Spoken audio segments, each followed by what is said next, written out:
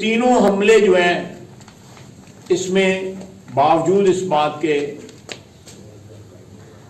कि पूरे असले से लेस होके, मशीनरी से लेस होके, सरकारी जो है वो मालो दौलत से, सरकारी वसाइल से, सरकारी मुलाजमों से लेस होके केपी वालों ने हमला किया या केपी की हुकूमत ने हमला किया।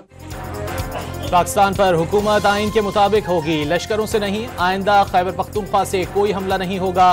केपी के अवाम शरपसंदों का खुद कलकमा करेंगे। ख्वाजा आसिफ की सियालकोट में गुफ्तगू। PTI मुजाहिरीन की अमवात एक बार फिर प्रोपेगेंडा करार दे दी।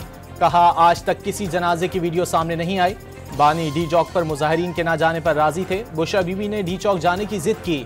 धरने से भागने वालों में भी सबसे पहले थीं। अली अमीन गंडापुर ने बड़ी मुश्किलों से जान छुड़ाई। PTI क़यादत के भागने की मिसाल नहीं मिलती।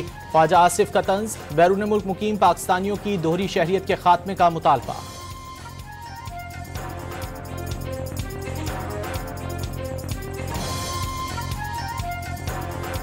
इंसदाद दहशतगर्दी अदालत लाहौर ने बानी PTI को जिना हाउस हमला केस में कसूरवार करार दे दिया।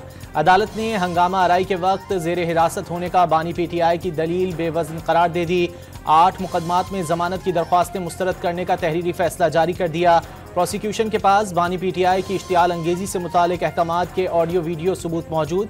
इल्ज़ाम है कि बानी की गिरफ्तारी की सूरत में दीगर क़यादत रियासती मशीनरी को जैम कर दे।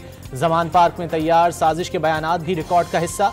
बानी PTI कोई मामूली आदमी नहीं। उनकी हिदायत को दीगर क़यादत और हामी मुस्तरद करने का सोचा तक नहीं। तहरीरी फैसला।